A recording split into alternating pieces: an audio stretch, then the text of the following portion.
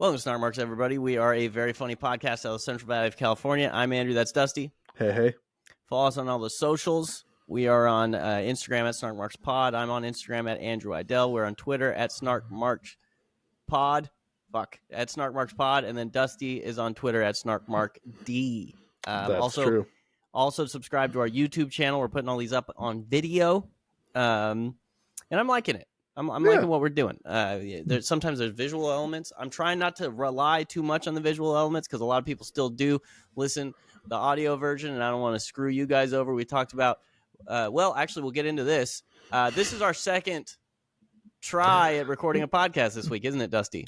It is indeed. It's a podcast so nice we had to record it twice. So you want to tell the people, Andrew, why we have to record this podcast twice? Yeah. Yesterday, Dusty and I did what I would call a delightful show. We did a pretty good show, right? Yeah. I think so. I think it was it was on par with our best shows. Yeah. Yeah. Did The Rock just play? Did you hear it? It did just play, yes. I just blew my joke. But we'll continue. When we started yesterday, Dusty was like, hey man, I didn't see a countdown. We normally see a 5-second countdown when we start the recording. And he also said that his duration, like we also have a duration, how long we've been on our screen. He said his wasn't going. And I actually pulled my audio from what I said to Dusty from the show, because only Dusty's side is gone. My side is still there. If you guys want to hear that, a whole podcast without Dusty, yeah, it might be great. So I'll crack the code. So when Dusty said, hey, I don't have these things, there might be a problem, this is what I said. I pulled it from yesterday. Shut up, bitch. So Jerry Lawler was in the room. Yeah. Jerry Lawler was. There was a big reaction in my apartment when I said it. Hopefully that's not super quiet. I'm really annoyed with these sounds sometimes. I'm really annoyed that I played it early and blew the joke. That really sucks. But anyway. Don't worry, the third time we record, it'll work perfectly. Yeah, I mean, we've established ourselves as technical morons. Well, this is my fault. So, well, I'll say, look, I'm willing to take up to 45% of the blame. I'll give you 45 because it is your laptop that fucked up, right? Because basically his laptop wasn't recognizing that it had a camera on it. Yeah, it kept telling me that the camera was not connected, but the problem with that is that the camera is on the computer. So if the computer's on, the camera should be working. I will also say that right now I can see that next to my name when we're recording is a little REC record red light. See, that's another thing I should have looked out for. Also, if you're in the people mode, I can see that your stuff is recording, is uploading as it goes. The show uploads as it goes. Yes. I should have seen that yesterday because I always look at that. I don't know what happened. 2 hours and 6 minutes we went. I just kept seeing the zeros and kept going, well, I hope that's not true. Yeah. You're like, well, I tried to bring it up. And Andrew said, shut up, bitch. So we had to... we pushed along. I was exhausted because I had recorded 2 radio shows before that. I got up at 4:45 in the morning yesterday, and all for naught. But I got to hang out with Dusty, and we it is lost to history. Every once in a while, we need a Snark Marks for us. Right. You'll never hear the story about how I found and purchased the last cool Bob Marley shirt that you can buy. That is true. You'll never hear the Mitch Hedberg joke that I wrote. You'll never hear the discussion we had about the 4 new Beatles movies that are coming out. Really in the weeds. We got super in the weeds on that discussion. You'll never heard about how I will beat a fairy to death with a pipe, an iron pipe. A mystical fairy. Yes. Yeah. We're not a hate not crime. What you think. Yeah. This isn't a hate crime. Yeah. It'll just never happen. You'll never hear any of those things. Those are just for us. You'll see me probably at some point on the video of this, if you watch it, wearing my new Bob Marley shirt, and you'll wonder, how did Dusty come to the decision to buy that Bob Marley shirt? Lost to history. Yeah. Not this particular video, because Dusty's wearing a wonderful Pixies shirt with a I'm mushroom wearing on a it. pixie shirt. Yeah, I don't love the mushroom necessarily. Underneath it says "Where's my mind?" You can't see that part. That's pretty dope. It's a good song. But it's the only pixie shirt that I've ever seen out in the wild for purchase. And in that case, I need people. Look, I need people on the street to know when they see this guy right here. Yeah. This guy listens to the Pixies. And listen, 5 minutes of conversation with you, I probably would have guessed it. But what we also, I understand the mushroom thing. I don't think that's an offensive mushroom. I think mushrooms generally are indicative of, if I see somebody wearing something with a mushroom on it, I assume that their dating profile says they're spiritual. Yeah, that's the thing. I don't want to be has a mushroom on his t-shirt guy. But it's the Pixies, not me, who determined this situation. And I think this is more of like maybe an Alice in Wonderland kind of situation, which I'm a little more okay with. Like as long as it doesn't have like a Cheshire cat or something on it. There's if that podcast had survived yesterday, you'd know there are very particular criteria for what makes it on a band T-shirt that I will wear. You have to be careful. There's a lot of landmines these days when it comes to band T-shirts. Yeah. Weed smoking, you can't do that. It's hack. Yes. Right now, I do think the Sublime Sun is hack, but I don't fault people for wearing it. It's just not my thing. Mushrooms definitely can be hack. It's a tough road to hoe. Who do you think's merch? I was thinking about this. Is there a more played out merch style than the Pink Floyd merch style?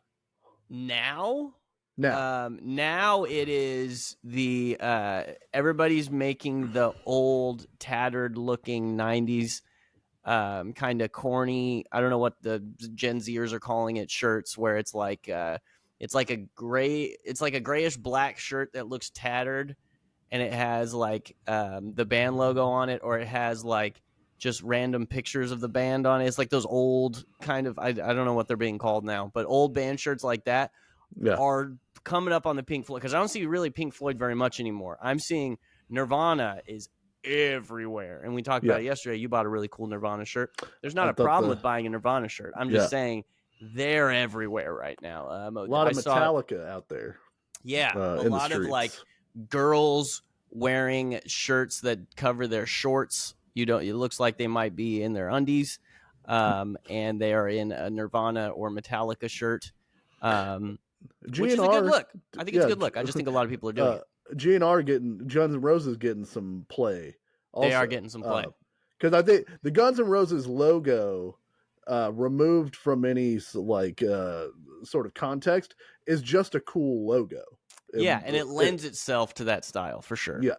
So, but I was thinking like Bob Marley is basically a meme. We talked about it yesterday, but that's the short version of it. It's like his iconography, unfortunately at this point, is essentially a meme. Yeah. And I feel Pink Floyd falls into the same sphere where it's it's almost a meme for the Dark Side of the Moon logo. I prefer the Wish You Were Here logo with the guy who's on fire shaking hands with the other guy. That's pretty dope. Yeah, that 100%. I think that's good. Pink Floyd usually means like, I do drugs, or I think the aesthetic of doing drugs is cool. Which right now the aesthetic of doing drugs is cool. If you watch like a lot of these these younger people on Instagram, they're making intentional "I'm on drugs" face. It's really weird, and they do their makeup to make it look like they have circles around their eyes. My cat is trying to get up. Oh shit! Hold on. Andrew is trying to wrangle his cat. So that motherfucker, dude. Like, oh, you'll never hear about Andrew buying a plant and what that does related to his cat. He only does it when I'm distracted. Like, I was sitting here talking to you, and I was just watching him. I knew what he was doing. So I have a pothos plant, or pothos, however it's said. and I put it in the highest part of my apartment. That is like the hardest place for him to get to. But he's a cat; he can get to it, and so he's recently discovered that he can pretty easily jump up there. And pothos plants are toxic to cats. First of all, I don't want him to eat my plant anyway. Even if it were non-toxic. Yeah. Yeah. He doesn't need leafy greens like I do. You know what I mean? He No. probably does. But this plant is toxic to him, and he loves going up there and trying to eat it. And so that's a problem. And yeah, while I was talking, I was just watching. I'm like, this motherfucker, I'm going to have to stop and go get him. So hopefully he doesn't do it again. You'll never hear any of those things. Those things are off the table forever. Lost to time. Lost to time. Lost to history. What I can tell you about, Andrew, is that this very morning, early, I went and saw Dune Part 2. Sick. I saw the second first Dune. I watched the first one on television, on my TV, I mean, with Kai. We both hated it. We thought it was boring as shit, and we didn't want to, we wanted it to end. I can report. Wait, I want to hear your opinion before I tell you what, because Kai gave me a short opinion of it. But I want to hear what you think about it. I will say that I found it more interesting than Part 1.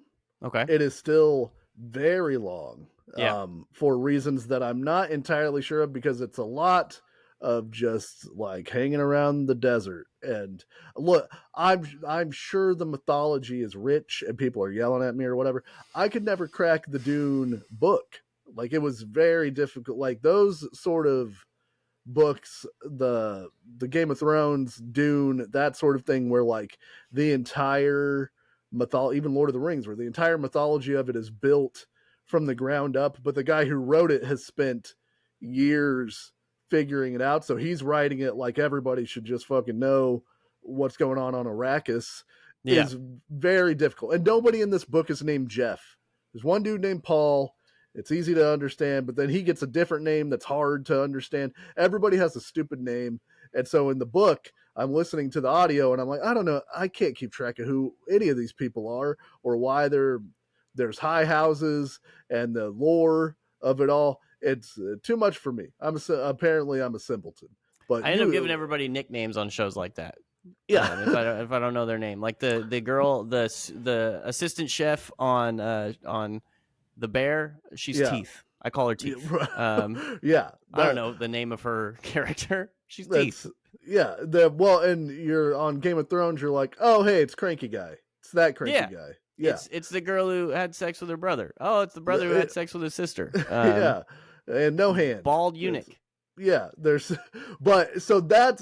I have trouble entering that kind of sci-fi universe anyway. So, but there's just a lot of this movie where it just seems like they're walking around. There is some cool action. There's a very compelling villain in it that is the main, not even the main nemesis, I guess. He ends up sort of presenting as a main nemesis of Timothée Chalamet's character. And I liked that guy a lot.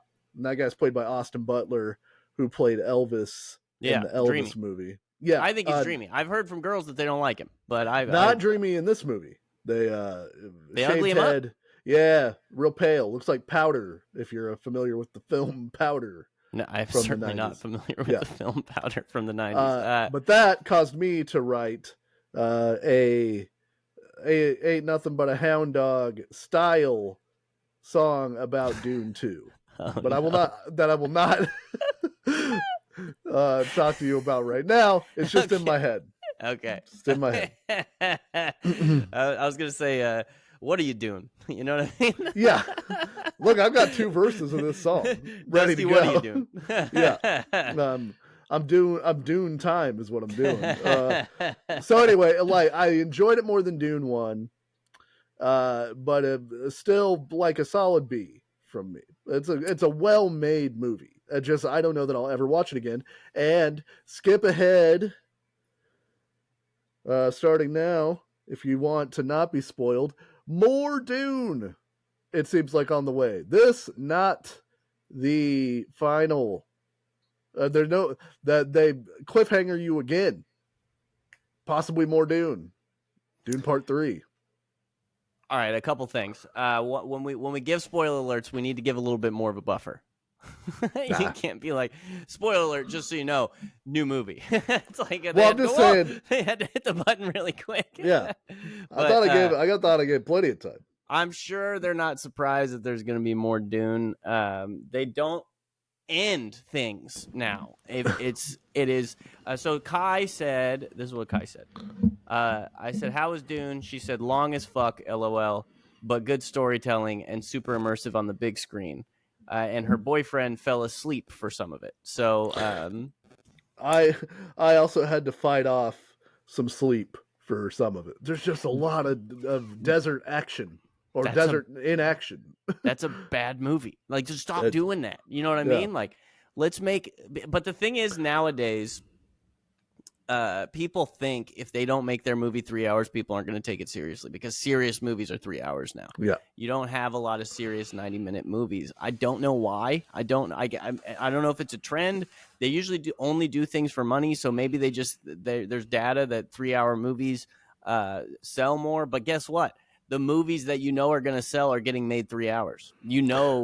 Endgame is going to sell, so that movie's going to be long as shit. The Batman is going to sell, so that movie's going to be long as shit.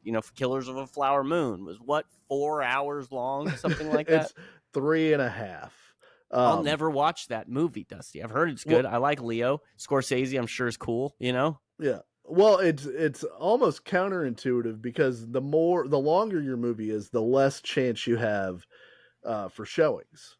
You can't have as many showings. Fewer times. Yeah. So I think the thing is, when you're dealing with like a tome like this Dune book is, or the Dune sort of story is, you want to give the amount of epicness to it that in theory it's supposed to warrant, and I think that goes back to Lord of the Rings. Like, the Lord of the Rings movies are 3 hours long, the original cuts, because there was so much in those books, and those became super successful. So people think that is what you need. And in the Marvel situation, Endgame is right at 3 hours, but that is the culmination of like 22 movies, including some of them that are like 100 minutes. For every 3-hour one, you got an Ant-Man, and you need an Ant-Man in there to break it up. But I agree with your premise that they much like the problem in wrestling, where people start to think like a long match equals a good match, or a long movie equals a good movie, or this song is 10 minutes, therefore the song is good, it deserves 10 minutes worth of time. And by and large, that is not the case. Like, it's hard to keep somebody's attention for 3 hours, especially in our TikTok days now. No matter what, it's hard to keep somebody's attention. But 3 hours, they could tighten it up, pretty easily. That's the craziest thing about it. Like, the movie industry is like, why aren't people watching movies anymore? But everybody's attention spans are getting shorter, and every movie is getting longer. It doesn't make any sense to me. I'm looking right now at all of the Marvel Universe movies, and I don't think you're going to get one that's less than an hour and 55 minutes. I can't find one. An hour 45 minutes, the Marvels. An hour 45 minutes, the Marvels. Yeah. We got, and that's the latest one. That's after. We got the Marvels is an hour 45. The Incredible Hulk is an hour 52. Thor: The Dark World was an hour 52. The first Thor was an hour 55. When you get to Ant-Man, an hour 57. The first Iron Man was 2 hours 6 minutes. And then you get all the way down to Avengers Endgame, which was 3 hours and 1 minute. So, like, if you're going to give any of them three, I haven't seen Endgame, which I understand I'm committing a crime against humanity. But if you're going to give one 3 hours, I guess you give Avengers Endgame 3 hours. And at least they made the most recent one shorter. But, I feel like there's a lesson to be learned here. But Dune is probably going to make a lot of money. Yeah, I think it's projected to make like 60 or 70 million, which is a big deal now, because post-pandemic, the theaters aren't, we're not seeing $200 million opening movies, things like that anymore. I can't believe the theaters lost my brother. My brother won't go to the theater anymore. Well, everything turns around so quick, and you can see things at home now. Like if I don't know what Jacob's setup is, but like I have a pretty big TV, and I know you do too. And if you get like even a decent sound bar with some speakers, unless you're talking about the very, very top end of cinematic experiences, you could do a pretty decent job at your house of, and then you're at your house. So, and you maybe wait 4 weeks for a movie that was in the theater to be available to buy at home. You got to spend $20 on it, but then it's yours at your house whenever you want. So, yeah, Jacob definitely likes the house aspect of it. He's home. He can do what he wants. He can watch it in his underwear. You know what I mean? He's got his you dogs. can pause Killers of the Flower Moon. Go for a walk, then come back. You don't have to. I love going to the movies more than the normal person does, I realize. And I love going to the movies, I think, partially so much because as a kid, that was an incredible treat. Yeah. To go to the movies, and I've always loved movies, and I've always loved going to the theater. But as a kid, that was just not really a thing we ever really did. Maybe twice a year we would go to see a movie. What's funny is I really enjoy going to the movies. Like I have a good time pretty much every time, even if the movie sucks. I like the atmosphere at the movies. I like the smell of a movie theater. Yeah. I just never do it. I just I've got things to do. Right. You're prioritizing other things. But like, that's why I like to go so much. I realize that it's not for everyone. And there are downsides to going to the movies as well. Like they have the theater seats now and everything, but now people are treating the theater sort of like their house. And I don't really like some of that. Like, not to besmirch anybody who might do these things, but like people bringing blankets from home and stuff to the movie theater, just not a thing I would ever do. But that's because I think the movie theater is also gross. Like it's a level of gross I'm willing to accept, but I don't want my things that are in my home touching chairs. Oh, you're thinking you're grossing up your blankets. Yeah. So yeah, I don't have a problem with blankets. The movie theater even sells blankets now. They're leaning in. Do they really? Yeah, the one by my house does.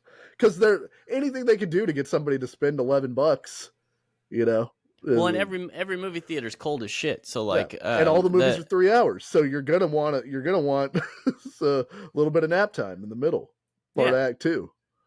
Yeah, and it's okay. So my pet peeves at movie theaters are pick up after yourself.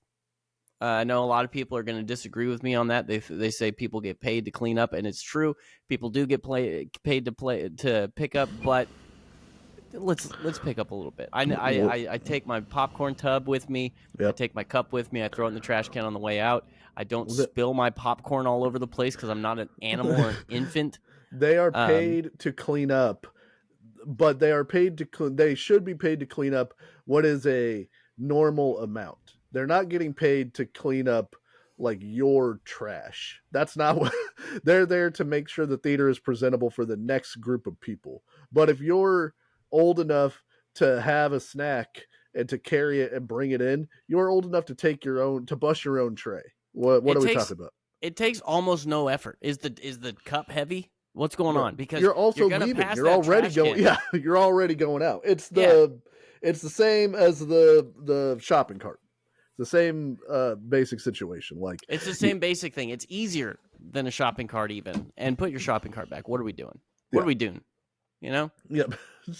Stop doing that. Stop doing that. Stop doing that, or I am going to read verse 1 of ain't nothing but a Dune dog.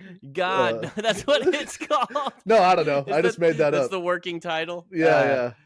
Okay, so yesterday we're gonna redo one thing that we did yesterday. We're not gonna do it in depth because we feel gross fully redoing a segment. Like, and unfortunately we teased this segment, so like we're not giving you everything that we gave you yesterday, but I think we could still do it justice. We've been doing a we had an You're 8-song tempting fate, my friend. we had an 8-song bracket of pop punk songs that Dusty made. Brilliant idea. Yes. And Dusty, do you want to go over what the bracket was, where we're at, and then we can relitigate what's going on here? Yes. So the songs for last week, I presented them to Andrew, and Andrew and I debated them and moved the 4 on to the finals that we're going to talk about today. But it was, you're going to go Far Kid by The Offspring, the Anthem by Good Charlotte. What's My Age Again? Or wait, no, Yeah. All the Small Things. All the Small Things, yeah. By Blink-182. In Too Deep by Sum 41. Linoleum by NoFX versus Give You Hell by All American Rejects, and Basket Case by Green Day versus My Friends Over You by the Newfound Glory. Yeah. So we talked about it in the last episode that we released, and the semifinalists were Basket Case by Green Day, Linoleum by NoFX, In Too Deep by Sum 41, and the Anthem by Good Charlotte. And then now we have the semifinals of this thing, and it's the 2 matchups are the Anthem versus Basket Case, and Linoleum versus In Too Deep. Yes, and pretty definitively, we decided that while we enjoy the Anthem, and I admitted that I did not give this song the flowers it deserved initially, it is a perfectly passable and above passable pop punk song. Enjoy it quite a bit.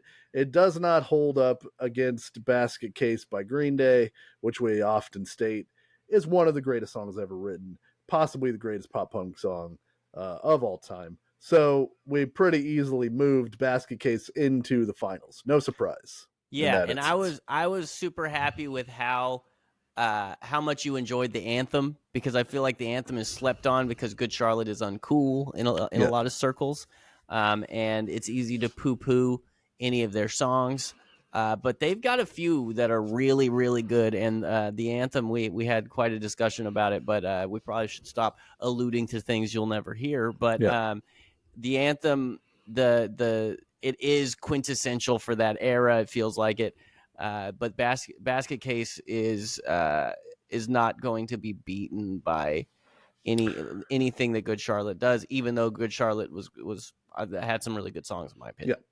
Yeah. And then the real the difficult the really hard one, challenge was determining In Too Deep by Sum 41, which Andrew and I both agree Sum 41 criminally underrated as Very a band. A lot of bangers if you go back through their catalog, a lot of hidden bangers. Just a really solid pop punk band that more closer to the side of metal than any of these other bands will get. Still a pop punk band in my mind, but they have they're not a metal band, but they're the most metal pop punk band in terms of the mainstream kind of mainline ones. And their guitar player is incredible. They do have, like, All Killer No Filler, front to top to bottom is a great album. Not just a great album name. True. Also true. Absolutely. And Does This Look Infected? Same thing. Great album name, but great album. That was my first Sum 41 album. My brother Jacob, I believe, bought it for me. Nice. And it is very, very good. Jacob probably wants me to tell everybody that the buying a Sum 41 album was my idea. Sure. I don't believe Jacob's the biggest Sum 41 fan in the world, but Jacob, you got a lot of mentions in the previous episode too. All positive. For the record, we talked about your guitar virtuoso, you're handsome, all these good things, right? Yes. We determined that it would be up to Jacob to tell us whether or not the solo from In Too Deep is as difficult or as proficient as it sounds. Yeah, because we talked about how double tapping can sometimes be a party trick. and this is a double tappy solo. But some double tapping, i.e., Eddie Van Halen and certain other people, is really masterful stuff, and it serves the song. I think this is a really good double tap solo. And the guy from Sum 41, nobody knows his name, the Indian guy, has a lot of incredible solos. We talked about the Hell Song solo is very good, and Derek writes good songs, and he's a good frontman. Yes, but we then determined that While We Love In Too Deep, also funny video, good funny video. Good, funny, classic for the era video. It felt like every band back in the day had a video where there was a big party in the backyard and everybody was there. Well, in Sum 41, two funny videos, because the video for Still Waiting, where they're the Sums, and Will Sasso is in that video, also funny video. I forgot about that. Yeah. Everybody's doing number bands right now. But that's not the new. The Hives, the Vines, the Led Zeppelin. Very funny. Yeah. Good video. But Linoleum, we determined, while NoFX is also one of the harder pop punk bands and aren't necessarily known for like their popularity in the mainstream, Linoleum is one of the best songs ever written. I love it. I become emotional listening to it for some reason. I don't know. The way that it's composed is incredible.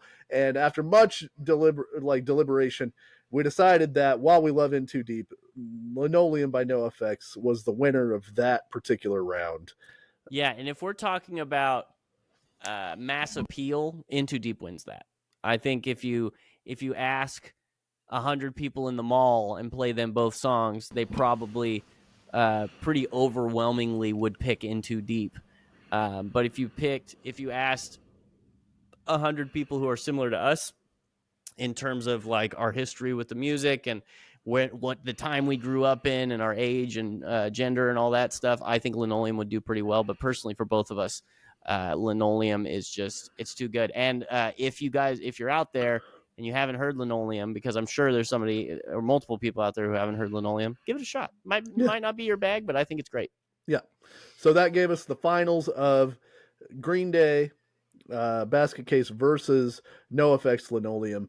An interesting evaluation of the bands, but also sort of the aesthetic of what they stand for. Like Green Day is the biggest, most popular, most lauded pop punk band in history for good reason. Green Day is a great fucking band. Yeah. They earned all that. And NoFX is like the underground kings and choice and have formed and had their hands in a ton of the things that happened in pop punk. The band's Warped Tour doesn't happen without Fat Mike. Fat Chord Records put out a ton of music that with great bands and great compilations that introduced pop punk to tons and tons of people, like both incredibly important bands.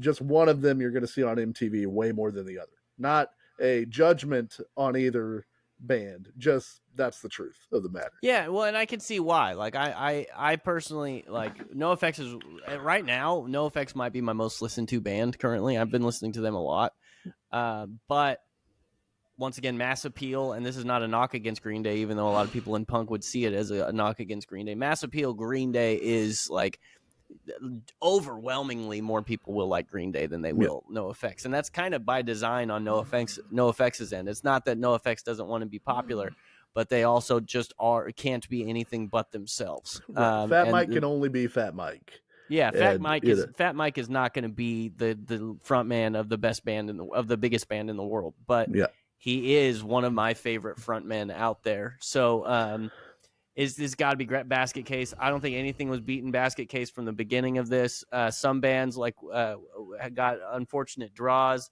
I think NoFX, there are certain songs that I like better than Linoleum, but I think Linoleum needed to be the NoFX song that got put up. But like The Offspring, you're going to go far, kid, is a tough draw, bro. It's a tough draw. Well, we have different feelings in general on The Offspring. Like if I were bringing an Offspring song to the table, it would probably be Keep 'Em Separated or Self-Esteem are probably the two that I'm most likely bringing. Self-Esteem's a great one. I think mine might be Wide Awake. But is that the one that you said you haven't seen? You haven't heard?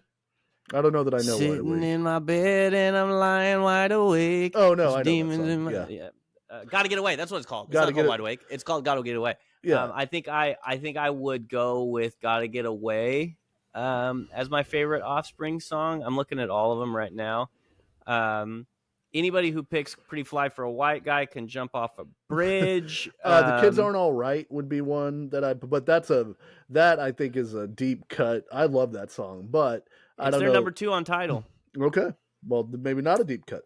But I think you're going to go Far Kid is indicative of being the most popular Offspring song just because of the time that it came out. It is not representative of their best song, which again was a thing going into this. I just picked the top Spotify song for plays. So yeah, none of these necessarily are the best song by any of these bands. It's just we're going most popular song because that seemed like the only democratic way to do it and not make it just my taste versus, the masses taste. Yeah, and just like Linoleum with Green Day, I would pick Basket Case probably to represent them in this, though there's definitely Green Day songs that I enjoy more than Basket Case. But for the purpose of this this bracket, I believe Basket Case to be the appropriate song. I'll Ride Till the End of Time, we talked about in the Green Day Bangers list, which you can also go listen to. I'll Ride for She Until the End of Time. I love that song. But I don't hear them play it live this year. Yeah, we are. And Basket Case. But yeah, I think we nailed it on the head yesterday. I'll bring this analogy back. If Steve Rogers, the Captain America, were awakened from his ice prison where he's been for 50 years, and he said, someone told me about something called pop punk yesterday. I need one song that represents what this means. I think Basket Case has to be the winner. It's so prototypical of it. I thought about it. I agree. I think you might want to, which is interesting because this is the finals, you might want to play in Basket Case and Linoleum. You know what I mean? Like, I know I'm breaking the rules with the one song thing, but you're showing different ends of the spectrum of what, because pop punk is a really wide thing. Like, it's crazy that the word punk is used for anything All American Rejects ever did. You know what I mean? And I'm not saying they're a bad band. They're just not a punk band by any stretch of the imagination, you know? So it's pretty wide. Like, they basically call anything that's that type of like, and it's not emo, but that type of what we called emo, or music that was like guitar heavy but not alternative in that era, they called pop punk. Well, and with a kind of a lack of solos. Like, generally in a pop punk song, there's an interlude, but the guitar is most of the time just playing the main melody line. Like, they're not playing unless you're solo. goddamn Sum 41, unless you're dog. Sum 41, yeah. But yeah, it's interesting. It's a wide berth, but in the end, doesn't even matter because it popped in my head too. Basket Case is the winner. We've Pavlovian, like we've I can't help built, it. Yeah, and I think a lot of the same shit pops into our head at the same time. Like, I watched a video today where somebody said if they ever hear it's been, they in their head they hear it's been. Yeah. Well, or if somebody now the other problem is it's dumb inside jokes that you and I have because we've known each other for so long. Like, not to get too off the rails, but Sting, the professional wrestler, his last wrestling match is tomorrow. Yeah. Sunday for those listening this week. And every time I see Sting and Sarah and I are watching wrestling, I go, caw. And she's like, why are you doing that? And I'm like, well, because Sting is the Crow. It's the Crow. His thing and she's like, but he doesn't say caca. And I'm like, no, I know he doesn't, but he's Crow Sting. So when I see him, I instantly think caca, and that's because Andrew just started doing that when we would watch wrestling. Or if I see the movie It, I just think, what is it? What is it? Yeah, you say, what is it?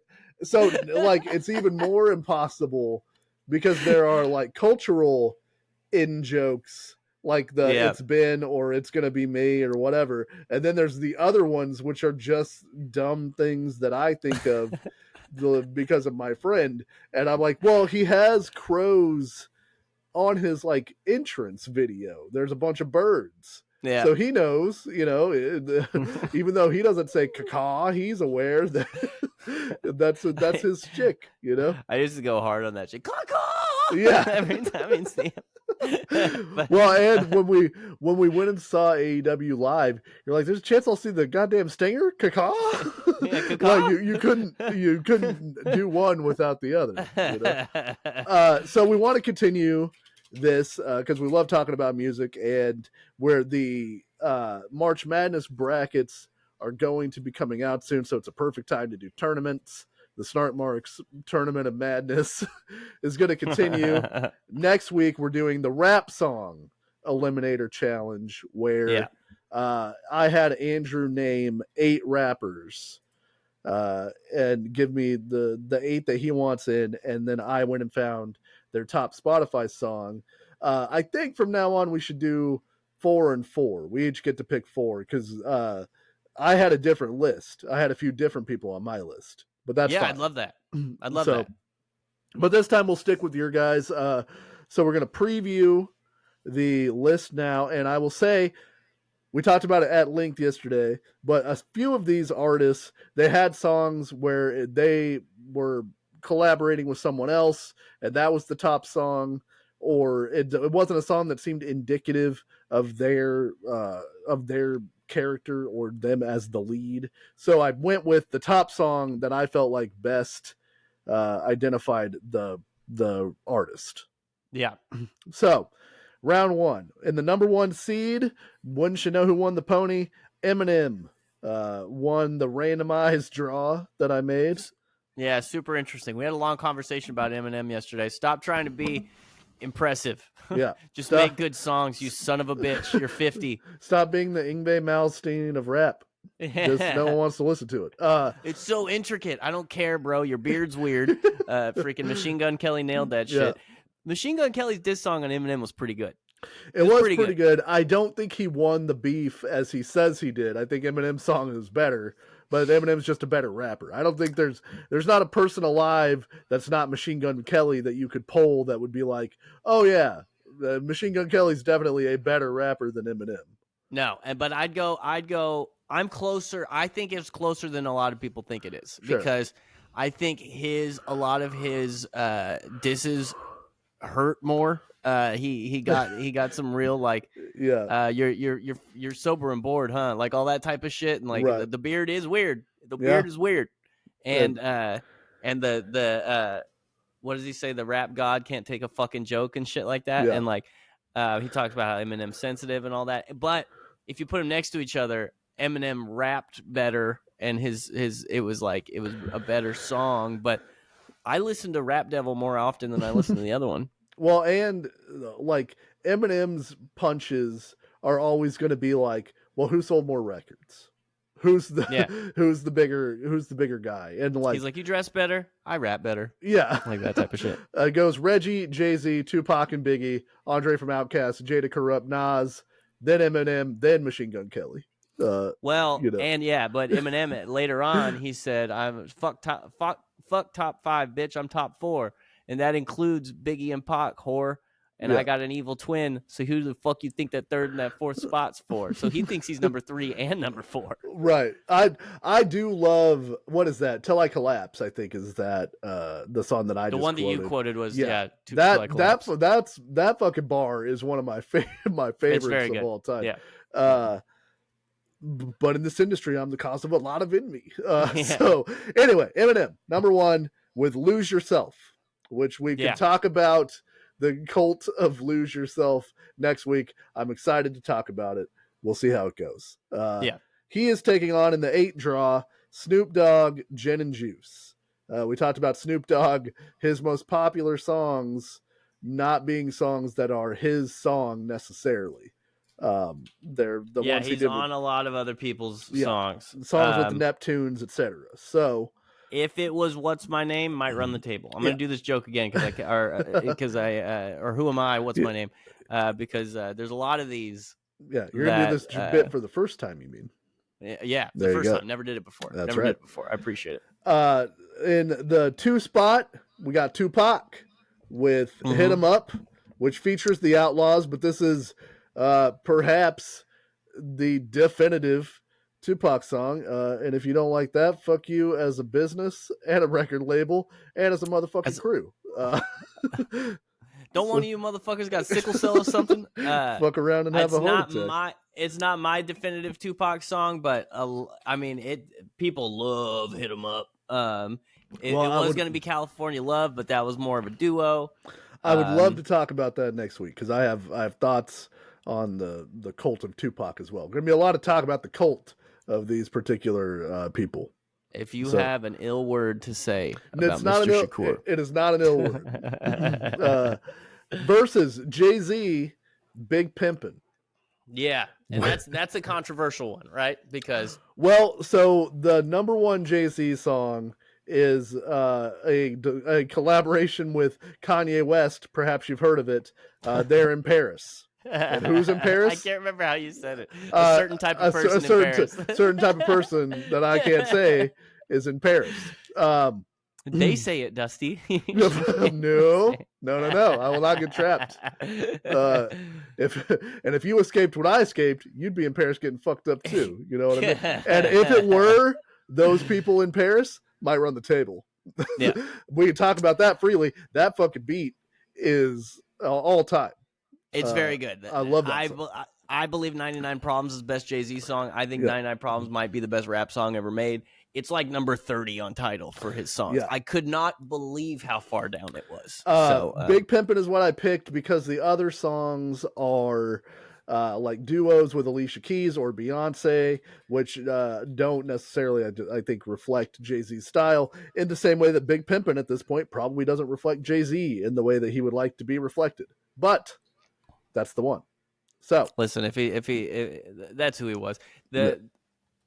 Big Pimpin's beat's pretty fucking good. Yeah, it's gonna be interesting. Oh yeah, I have a lot to say about Big Pimpin'. So in the number 3 spot, or the matchup of the first round, you know, you always look for these in the March Madness tournament. What is the key matchup? At the 3 spot, we got 50 Cent in the club. Oh boy. Yeah, if it was 21 questions, might run the table. if we allowed collaborations, then perhaps the that's him and Dre. Never mind. 21. They did Hate It or Love It. Hate It or Love. Yeah, if it were Many Men, possibly Run the Table. Oh goddamn, that's such a good song. Or that is probably right now my most listened to 50 Cent song is Many Men. Or PIMP remix with Snoop Dogg. Listen to it. There's steel drums in it. But 50 Cent is only one man. I know he's got G Unit with him, but he is taking on the RZA, the Jizza, Ghostface Killer, Raekwon the Chef, You God, Inspector Deck, Ghostface Killer, Master Killer, and of course, the Method Man. You did a pretty good job on that one. I think you said Ghostface Killer twice. I think I said Ghostface Killer twice. Shit. But we can redo it all. Yeah. But it's Cream. Cash rules everything around me. Great. Boom. Put your woo. Put your woo up. That is the matchup of the first round for me. Fuck it. Yeah. I think I have a winner for that one. If it was Method Man, it might run the table. But the right now for me, I might have a tougher one before this, but we'll keep going. And in the last matchup of the first round, we got number 4 spot Kanye West with Heartless. Shocking number 1 song, but I was surprised it was Heartless. Great song. Taking on the dark horse in this tournament. He's a mid-major as far as in this particular he's battle. The NoFX. Yes. Tech 9. Noted Kansas City rapper Tech 9 chopping it up.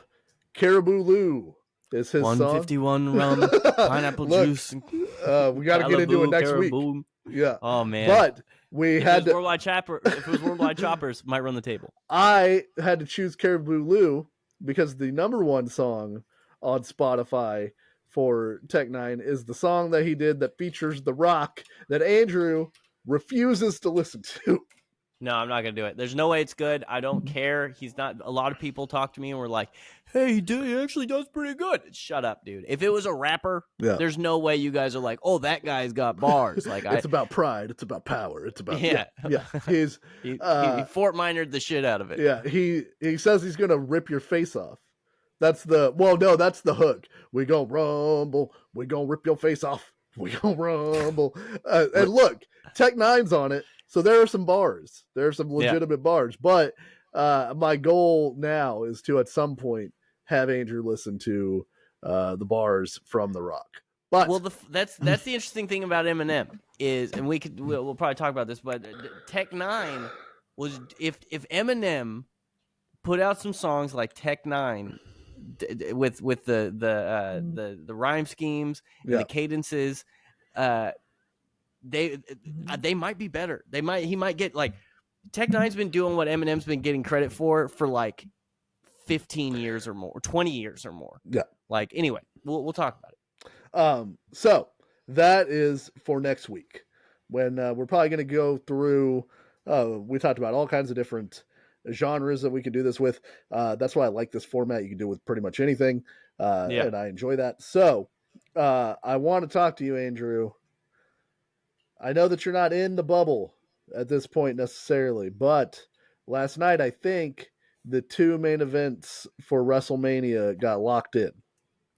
Yeah, and if you're a non-wrestling fan, don't leave. Okay, this is a very interesting thing that's going on in wrestling right now that you might find it entertaining. We've got The Rock back, so I've been watching the promos, so I know what's going on a little bit. Okay, so yeah, The Rock is back. For anybody who doesn't have their finger on the pulse of WWE in general, last year they and the UFC combined to a new company called TKO. They're merged. And so now The Rock has a seat on the board of directors of TKO. And apparently, originally part of him taking that job was he wants to have a match with Roman Reigns, who is his cousin and the top WWE star at this particular moment. Real quick, do you want a 2-minute timer to explain the Cody Rhodes yes bloodline situation? Okay, so I didn't want that to be part of the 2 minutes because that I think is that's preamble. So I think that's let me know when you're ready for the 2 minutes. You can keep going, keep cooking. So now The Rock has come back, and there's been a lot of talk, like the WrestleMania Andrew and I went to last year. That's right, we went to WrestleMania. There was discussion both nights. It was both nights. There was discussion of The Rock being at that WrestleMania because they've sort of been building to this for a few years. Roman Reigns is a dominant champion within WWE. He's been the champion for like almost 3 or 4 years straight, something like that. A long time. They've been building over almost 1,300 days. He's been the champion. Yeah, so they want to do this Rock match very clearly. They've been angling to try to do it. So now I believe I will take the timer, and in 2 minutes I will do my very best to try to break the system down. God, how far back can you go? Are you going to go back to Stardust? No, I shan't. Yeah, so this is why people, because what Dusty's about to explain is probably the most how far back do we go? The most effective WWE storyline. Yeah, I think we only have to go back to last year's WrestleMania, and then we can fast forward quite a bit. Well, what I'm saying is the Cody Rhodes versus the Bloodline, or the Bloodline in general, because you can go back to Sami Zayn versus the Bloodline, which was last year, is probably the most effective storytelling that the WWE has done in how long?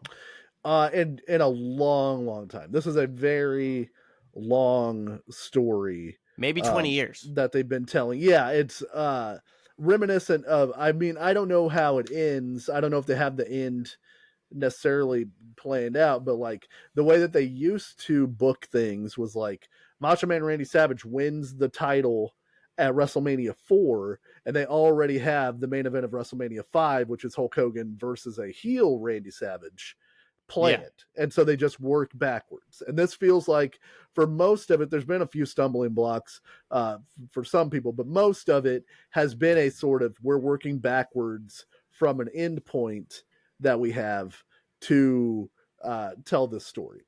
And that's made it very effective, as well as, for all the haters in wrestling, Roman Reigns being one of the best performers overall in WWE. I don't think anybody could be as good as he's been for the last 1,300 days. It'd be very tough to find somebody who could do what he's done. He's really blossomed because people hated him for a long time. Then he got leukemia, but that won't be in this story. So are you ready for the 2 minutes? I'm ready for the 2 minutes. Ready? 1, 2, 3, go. So at WrestleMania 39, Cody Rhodes faced Roman Reigns in a match where Cody Rhodes' whole story is he wants to win the WWE title, which is the title that his father, Dusty Rhodes, never won. And at WrestleMania 39, he's a huge babyface. He's just come back from AEW, and they have him win the Royal Rumble. He's ready. He's primed to go. I am sure that he's going to win this match. Last year, he loses in incredible fashion to Roman Reigns at WrestleMania. And so now they're like, okay, well, it's definitely going to be The Rock versus Roman Reigns, and then Cody Rhodes can finish his story at a later date. They don't rematch. There is no match between Cody Rhodes and Roman Reigns from last WrestleMania to now. Cody Rhodes wins the 2024 Royal Rumble, but the whole time they're sort of teasing The Rock in the background. Cody Rhodes comes back after he wins the Royal Rumble. He says he's going to give his spot to The Rock so that The Rock and Roman Reigns can have the biggest match in the history of WrestleMania. The crowd hates this. They immediately turn on The Rock, and Cody Rhodes has tried to give his blessing to The Rock. Cody Rhodes is a massive babyface. The Rock seems to be fighting a sort of general fatigue with him as a entertainment person. You can look at Black Adam, some of his other box offices, as reasons why people aren't super into The Rock right now. So they flip it on a dime, which is not great, but they turn The Rock to a member of the bloodline. Now The Rock has joined up with Roman Reigns because the crowd hates him, and he's like, well, if you hate me, I'm going to be with Roman Reigns, and we're going to kick the shit out of Cody Rhodes, the guy that you think should be the babyface, but I should be the babyface. I'm The Rock, goddammit. And he slapped Cody Rhodes at a press conference, and he says Cody Rhodes backstabbed him, and they've been building this thing, but there's some internal pressure within the bloodline also. So that leads us to last night. That's pretty good. I think that's not too bad, good. Right? That's pretty good. Yeah. So the one of the things that everybody like, the reason that it was like assumed that The Rock would be the one to come back is The Rock is Samoan, and so is Roman Reigns. Roman Reigns, big Samoan guy. The Rock, big Samoan guy. And in wrestling, every Samoan are cousins. They're all cousins. Yes, they aren't real cousins. Yeah, The Rock and Roman Reigns are not actual cousins. Yeah, some of them are, like, in terms of, like, Rikishi is related to a bunch of these people, like, all this stuff. But there are two Samoans, families, two different Samoan families that all have wrestlers in them, but they aren't all related to each other. But they are all related to each other through the idea of they're all watching each other's back. They all call each other cousin. It's a whole thing. And that's why they're referring to this as the bloodline. And Roman Reigns has been billing himself as what he calls the head of the table, the tribal chief of the bloodline. And he's been the tribal chief. The tribal chief thing's been a while, like a couple years now, since he turned heel. Yeah. So the whole time he's been champion, and part of the tribal chief character is this idea that Roman Reigns is the most bankable box office star in WWE. And so if Roman Reigns is on top, everybody eats because Roman Reigns is on top. So they should all be thankful for Roman Reigns. And the idea that they would want someone else to be champion, or the idea that someone else could even be champion, is like insulting Roman Reigns. Yeah, it's offensive to him. And so his whole thing is, you acknowledge me. He's not upset at you, but you have to acknowledge his greatness. And that's a great heel tactic to have. And the idea that, like, well, doesn't your, I think in one of the promos to one of the baby faces that he had faced, he's like, what about your daughter's braces? What about the school she goes to? What about the car you drive? All of that shit is because I'm the champion. and I'm driving the business. So like, it's insulting to me that you think you could do a better job than me at doing this. Yeah, and that's the thing. But wrestling's getting really meta nowadays because the you can't put the toothpaste back in the tube. Everybody knows it's fake. So a lot of the storylines are still, a lot of them are still about like, I'd like to kick your ass and stuff. But there's a lot of like, I deserve to be at the top because I sell the most T-shirts. There's a lot of that stuff. Yeah. So which I don't always love, but I like in this particular instance. I agree. It's still all about money and prestige and being the best and being the champion. So yeah. So last night, on Monday, Cody Rhodes had challenged The Rock. He wants to face The Rock one-on-one. And so last night was the chance for The Rock to answer that particular challenge. And he's like, of course everyone wants to go one-on-one with The Rock. I'm the goddamn Rock. But well, I love how the promo started. He goes out. Well, first of all, Roman goes out and says, "Acknowledge me." They kind of boo. He says, "I'm going to try this one more time. Acknowledge me." They boo. He tries it one more time. Acknowledge me. They boo. And he's like, "Okay, I've gotten my appearance fee. I was contracted to be here one time, and I'm going to leave." And he starts to leave. And Paul Heyman, who's his manager, who's like basically Peter Pettigrew from the Harry Potter series, if you're familiar. Paul Heyman. Strategically holding the microphone up so people will hear him say this. Go, we can't leave. He's gonna come out. He's about to come out right now.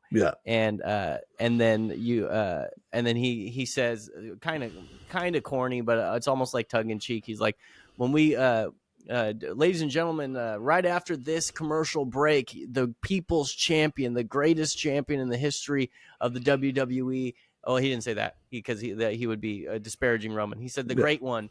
The greatest, the biggest, what did he say? The greatest movie star in history is going to come out because they're really pumping the Hollywood shit. The Rock's music, he says it will be coming up right after this commercial break, and then they come back to the Rock's music. The Rock comes out, and he's like, he talks about Glendale and Phoenix, Arizona having the highest usage of meth and cocaine in the country. Yeah. And he's like, finally, you, what did he say? Desert crackheads or something like? It was something better than that. Crackhead Karens and something else. I can't remember. Yeah, I can't remember. But he said, you guys are in the presence of greatness. Finally, you have something good to inject into your veins. Finally, The Rock has come back to Arizona, and is good. It was good. And then so he starts talking about how like responding to Cody. And what does he say, Dusty? Well, he tells Cody, of course, you want to face The Rock, but The Rock doesn't want to face you. Everybody wants to face The Rock. He's the Hollywood People's Champion, you know? Yeah. So he suggests there are 2 nights of WrestleMania now. And the first night main event. We went to both nights last year. We went to both nights. Those were 2 nights where we were both there. It was super cool. Pretty great. We saw Cody lose to Roman, and then like 100,000 people got super quiet. It was weird. Yeah. So I think that this year's WrestleMania obviously got messed up. Ancillary character CM Punk was injured in the Royal Rumble, so his match, which probably would have been on night 1, had to be canceled. So they have 2 champions, which is stupid. But Seth Rollins now doesn't have a match for night 1. So he has been with Cody, telling him, like, the bloodline doesn't fight fair. You're going to need backup. I know that you need backup. I used to be in a group with Roman Reigns. I'll watch your back. So Cody and Rollins have sort of formed like an uneasy alliance. And The Rock says, why not on night The Rock says, why he says, not know your role. Why not on night 1 we do Cody Rhodes and Seth Rollins versus The Rock and Roman Reigns, which is a match that has been sort of previewed or like guessed that that's what they're going to do as a tag match. Yeah, I heard a lot of rumblings about that. Since they're not doing Roman versus Rock straight up, because they want to save that match now that people were hesitant to want to be a part to have it. So, but I thought, like, that's cool, but it's sort of lame. There are no stakes necessarily involved. So I like what they did last night, which was The Rock suggesting if Roman and The Rock win, then the match is bloodline rules, which means anything goes. But if Cody and Seth Rollins win, then the next night Cody faces Roman one-on-one, no interference allowed. And I like those stakes because it sort of puts the match ending in question, which is what you always want, and it gives more gas to what I assume the eventual story of Roman, or that the Rock is going to turn on Roman Reigns, or the Bloodline is going to turn on Roman and screw him out of the title. Because I truly believe that Cody Rhodes has to win the title this year. It would be crazy if he did. Yeah, they're not. I don't think they're going to change the match and then make him lose. But it's got to be either. So I have two ideas here. Either the Bloodline. As soon as he said either the Bloodline rules thing, my first thought was, okay, the Bloodline wins the tag match for sure. Cody has to face up against impossible odds with all of the Bloodline there, and then The Rock turns on Roman, and Cody ends up winning. But the more I think about that, like, if The Rock's going to turn on Roman, then why would he help Roman win the night before? Maybe just so he could be there to make sure that Cody won. So maybe The Rock turns on Roman night one, and then night two, Cody beats him straight up. But what I genuinely think what's going to happen is some sort of fuckery happens night one. Seth Rollins gets pinned, most likely, or either Seth Rollins gets pinned or they cheat and Cody gets pinned. And then they get to the next night, and it's Cody's up against these impossible odds, and he's getting cheated on, and all this stuff's happening. And then The Rock interferes and saves Cody, and Cody wins the title. Yeah, I think the thing is, night one, you don't want to beat Roman. You don't want anybody pinning Roman because that will minimize the actual victory. Right, but you also don't want anybody beating The Rock because you want to probably save the two matches you have, which are Cody versus The Rock and Roman versus The Rock at some point. And you also want to make sure The Rock's at night too.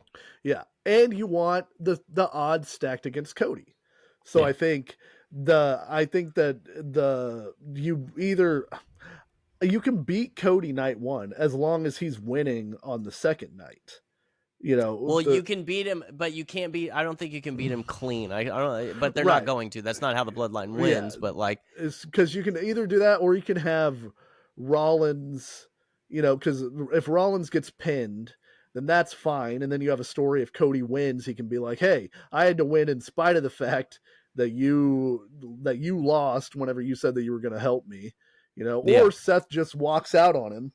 And then he gets screwed in night one. All of those are great as long as in night two he wins. Because like the Bloodline rules no DQ seems like it favors Roman Reigns, but in fact, if you're doing the turn with The Rock or the Bloodline or whatever, then that's an easy way to have the best way to do it in my mind is to have The Rock stop the Bloodline from interfering. Exactly. And then you can't have any of them cheat for Cody. Right. And then Cody wins because Roman Reigns doesn't have any of his help. And maybe Roman is shocked, and then that gives the heel something to come back with, where it's, like, yeah, you didn't beat me straight up because I was distracted because my family turned on me. Whatever the case may be. Like the thing that I like about it is that it gives them a lot of different ways to go that all seem logical, but put the outcome in doubt, which is what you want in pro wrestling, because that's what MMA and boxing and real sports have, which is the outcome is in doubt, regardless. I think that's why a year later, well, almost a year now, but next month, a year later, I can see why they did what they did at WrestleMania. Yeah. It made this bigger. It made people care about this more. People care this time more than they cared last time, and people cared a lot last time. And also, every once in a while, as a wrestling organization, you have to do something that shocks everybody, that doesn't give the crowd what they want. Because if they just assume they're going to get what they want every time, then it takes it away. It takes away from it. So like them doing that last year, everybody has a little bit of PTSD and is like, they might fucking just beat them again. Yeah. Like, and then Roman is just the champ again for a year. Because last year when the Roman lost, we were all going, he's got to lose like next month, right? Like, why wouldn't they do it at WrestleMania? Right. I think there are times where the predictability is good. Sometimes you definitely want Stone Cold Steve Austin to beat The Rock at WrestleMania. Oh yeah. Right? Like that's a foregone conclusion, and you want to see that. And you want the build up to be satisfying, but in the end you're like, Stone Cold's got to win this match. But there's also something to be said for, I don't know who's going to win this thing. I really hope my guy wins it, but maybe my guy doesn't win it. Who knows, And so both of those work depending on the time and depending on the crowd and depending on where everybody is. I didn't think that last year they could get Cody Rhodes as hot again as he was last year. I thought last year is where you strike the iron because it's as hot as you can possibly get him. Yeah. And I was incorrect. He's as over, if not more, has more sympathy going in to this year's WrestleMania, even though they kind of fumbled a little bit of the beginning part. He looked kind of silly whenever he gave the match to The Rock and then was like, no, never mind, I want the match back. But people didn't care about that because they wanted him to have the match. So I think he's as hot, if not even a little bit hotter than he was last year. So I think at a certain point you do have to give the people what they want, or the people are going to turn on it, and then you're not going to get what you want. You're going to get what Andrew calls classic flaccidity. Yeah, you don't want flaccidity because I don't know if they can keep Cody hot for 3 years, but or 2 years, I guess, 2.5. But in terms of chasing the title, like once he becomes champion, I think there's some fun things you can do. It's going to be interesting, but I'm gonna watch WrestleMania this year. I'm gonna be excited. I'm gonna be intrigued as to what they're doing. This is the best work that they've done in a long time. The best thing about AEW is that they made WWE work harder. I think like the storylines in WWE in the last, especially that one at the top has been, and it's a credit to Roman Reigns, but it's been incredible. So, I'm excited. Yeah. That was Wrestling Corner, brief Wrestling Corner. Yeah. Do you want to crack? We got 2 more things. You want to crack that Monster Hunter handbook? We're going to go over to the Monster Hunter's Hand Guide. Classic, the ultimate guide for saving mankind from zombies, vampires, hellhounds, and other mythical beasts. Yeah. All right. Yesterday we had a fairy. Yes. I made a lot of funny jokes about the fairy. Might have been inappropriate. Maybe that's why I got thrown off.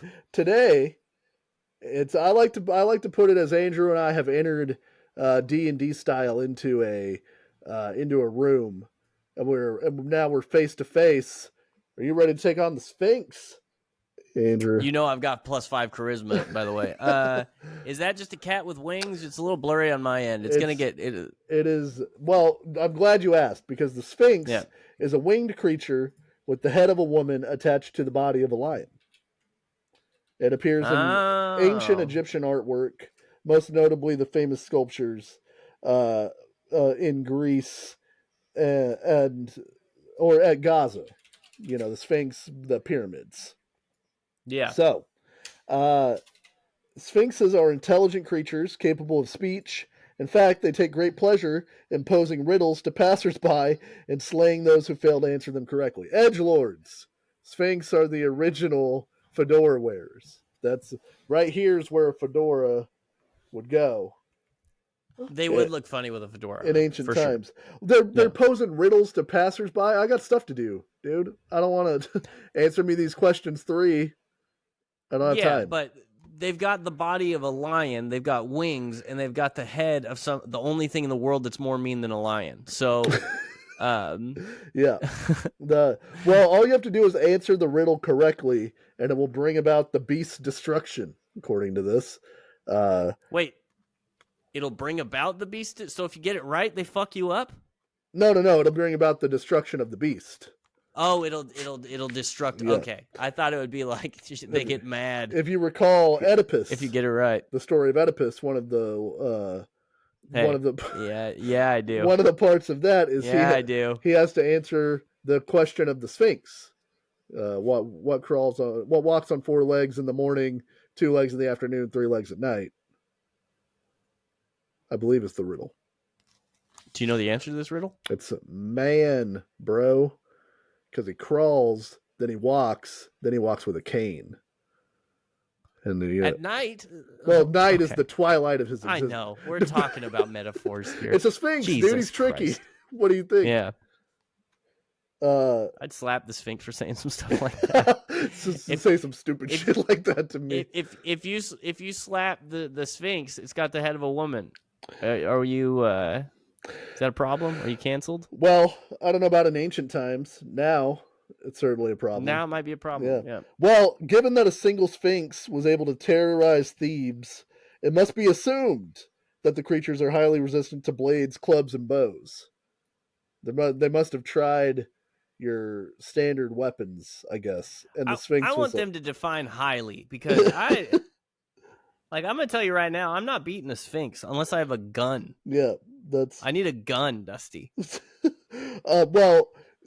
Because if they weren't a flying lion with the head of a woman, conniving and mean. Were these not the case, the Theban warriors would surely have destroyed the monster plaguing their settlement. Instead, the beast was slain only when Oedipus answered its riddle, and it subsequently flung itself to its death. Dramatic, the Sphinx. Well, I'm going to leave that to you. So it gets so mad that you got its question right. Yeah. And how dumb was this? Was Thebes, the whole town? They couldn't figure out the answer to the riddle. Yeah. Well, it's likely that each Sphinx would utilize its own favorite riddle. That'd be really funny if they only had one riddle for, like, they pass it around at Sphinx school, and it's like each of you has to go to a different town. Hopefully, nobody talks to each other. It's ancient Greece. So, yeah, you're like, the horse's name is Friday. Let's move on. Yeah. No. I got it. It's his own casket. We're moving on.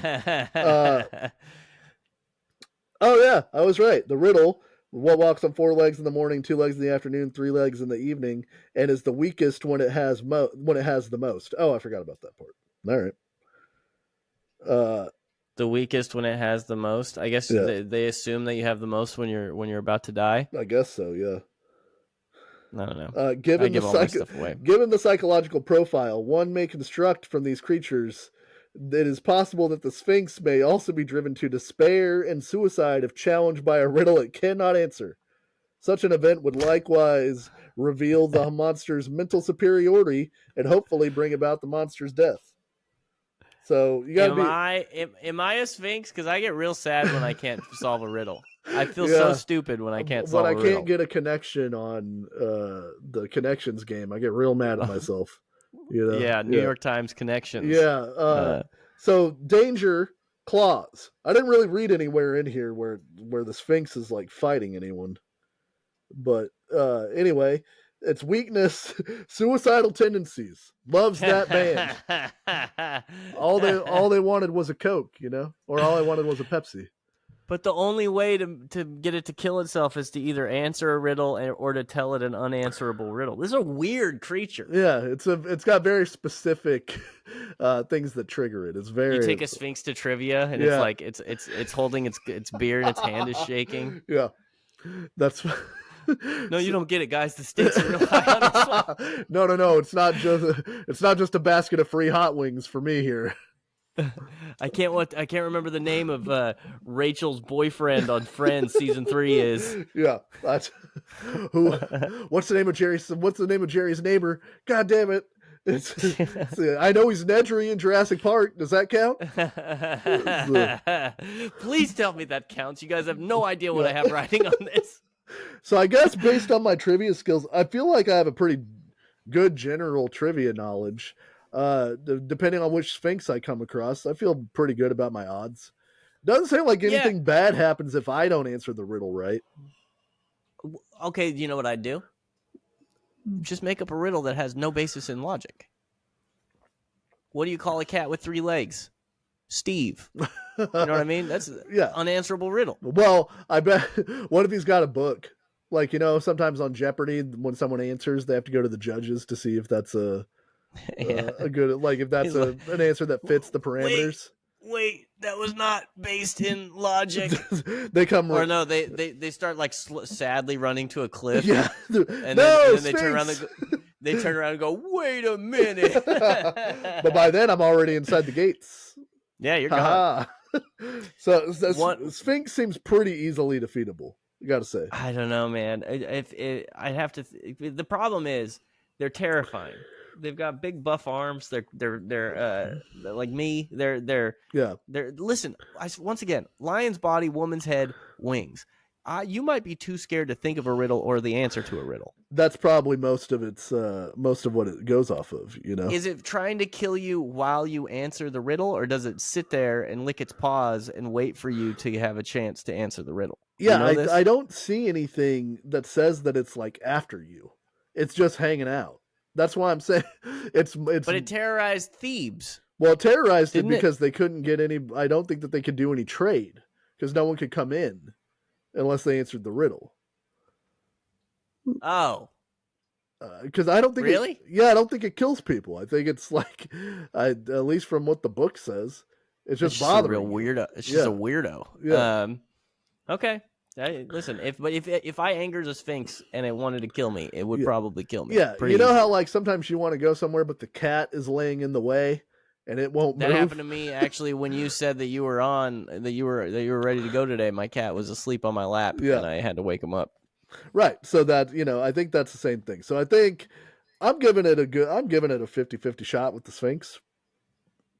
Yeah, I mean, I don't know if I would have gotten the riddle, that one riddle you told me. Yeah. So I don't know. But we'll see.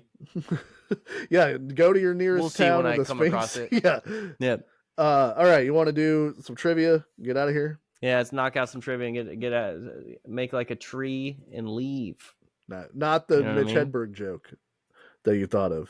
No one will ever I'm hear not it. going to do the Mitch Hedberg joke. Not doing it. Never. I might pull it out one day. You know what I mean? Yeah. But that's just for us right now.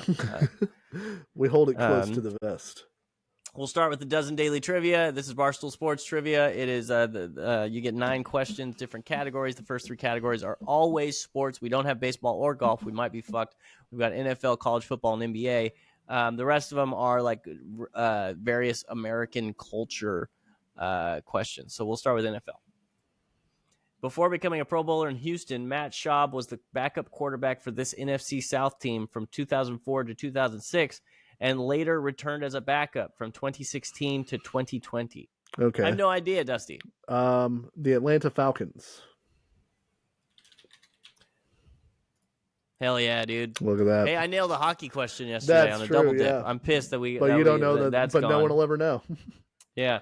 A dual threat, this Kansas State quarterback totaled 50 rushing touchdowns in his final 2 seasons from 2011 to 2012 and finished 3rd place in 2012 Heisman voting. I have no earthly idea. Who's a good running quarterback? Who played for... That's not Michael Vick. Right. Who played for Kansas? Don't know. 2011 to 2012. RG3 was LSU, or he was not Kansas, right? Oh, I don't know. I just know that Vince Young wasn't in Kansas. So I think RG3 went to like a bigger school than this. Yeah, but I'm gonna select him. I was wrong. NBA. The midseason acquisition of Dikembe Mutombo helped this Eastern Conference team make the 2001 NBA Finals, where they would lose to the Lakers in 5 games. I know he played for the Rockets, right? Yes. But I don't know what else. I know he played for the Heat, but I don't remember the Lakers. Let's go Heat. I don't remember the Lakers ever facing the Heat in the finals, but that's fine with me. Do you remember them facing the Rockets? No, the Rockets are also a Western Conference team, I believe. Oh, so well, then we'll go Heat for sure. Wrong. Couldn't be more wrong. History. Bill Clinton was the governor of what U.S. state prior to becoming president of the United States? That is Arkansas. That is true. Hey, it's me. I play the saxophone. Hand-cut steaks, rattlesnake bites, chicken critters, and Granny's Apple Classic are items served by what sit-down chain? Is this Texas Steakhouse? It's Texas Roadhouse. Sounds like them. Yeah, I'd go with Texas Roadhouse because I don't know. Rattlesnake doesn't sound like a place I want to go. We are correct. Hey, look at that. I hear good things about the Texas Roadhouse. It made me sleepy. Celebrity mashup. This is a cursed image. That's definitely Sydney Sweeney's situation going on down there. Uh-huh. I don't know who the man is. Hold on. Let me see if I can get a better look because it's hard to see on. You're just trying to see the Sweeney, the Sween dog. I am trying to do the trivia, Andrew. So this is celebrity mashup. Everybody, there's two celebrities mashed up. That is the body and hair of Sydney Sweeney with the mustachioed man in the middle. Is it Paul? It's not Paul Giamatti. No. Is it? I don't think it's Paul Giamatti. Is it Dr. Phil? I don't think so. I'm just thinking of somebody who has a mustache like that, you know. Yeah, I have no idea. Geraldo Rivera. Hold on. Let me just get one like decent look at this thing because I can't. You used to be able to zoom in on the face. I think you still can, but I can't on my phone. So I'm having some trouble. Okay. People are turning off our podcast. Yeah, no, it's fine. Find it. Go ahead. Quick. You still haven't been able to do it? No, I just I don't know who this. I'm gonna put Paul Giamatti in there, but I don't think it's him. Okay. I got it. It was Paul Giamatti. Wow. Look at us. Music. What female singer released a 2010 song featuring lyrics such as "I know a place where the grass is really greener, warm, wet, and wild. There must be something in the water." I have no fucking idea. Isn't that Katy Perry? Sure. Isn't that California Girls? Where the grass is really greener. I think so. Jesus Christ, bro. Yeah, look at us. Look at that. Movies. Justin Timberlake and Mila Kunis starred in this 2011 rom-com where they naively enter a sex-only relationship thinking they won't catch feelings. That is called No. Oh, that is called Friends with Benefits.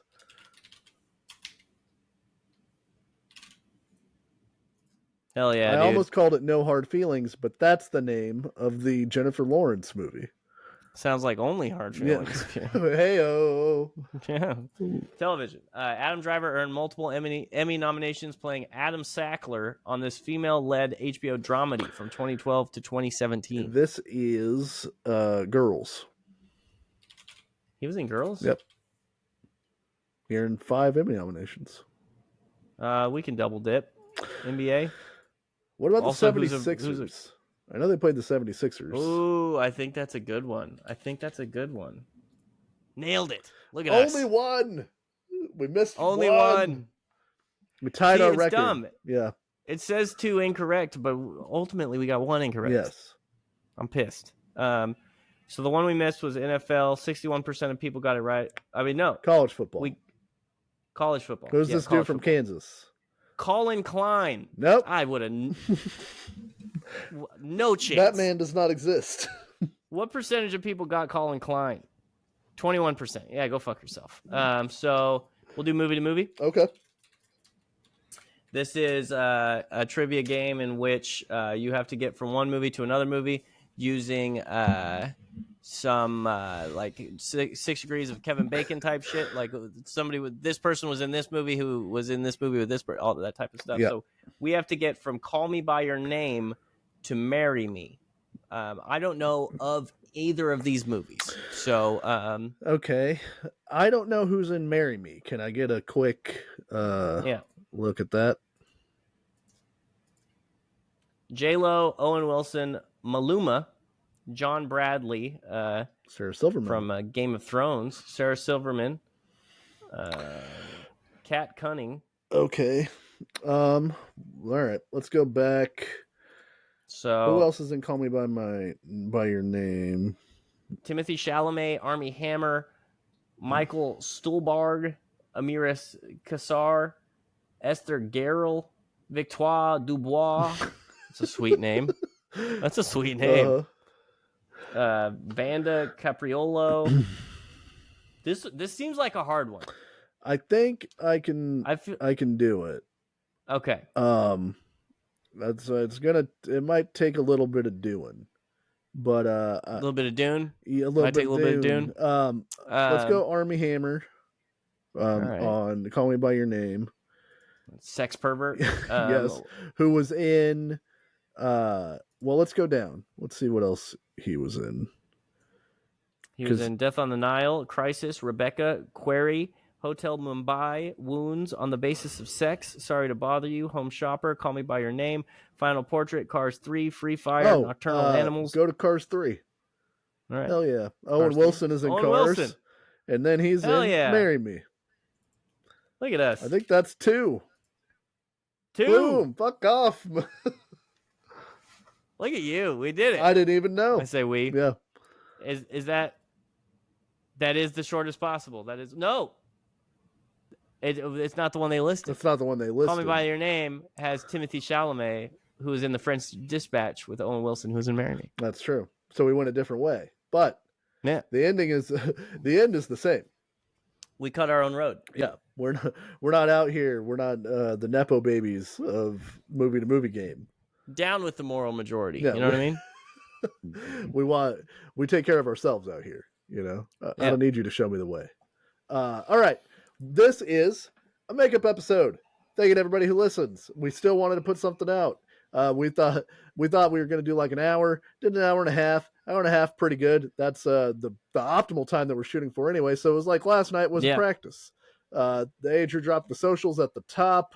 Thank you again to everyone who listens. We appreciate it. Watch us on YouTube. Listen to the podcast. Tell your friends to watch us on YouTube or listen to the podcast. And we'll be back next week because I need to know whether or not Cash Rules Everything Around Me is the greatest rap song of all time. It's going to be interesting. Wow.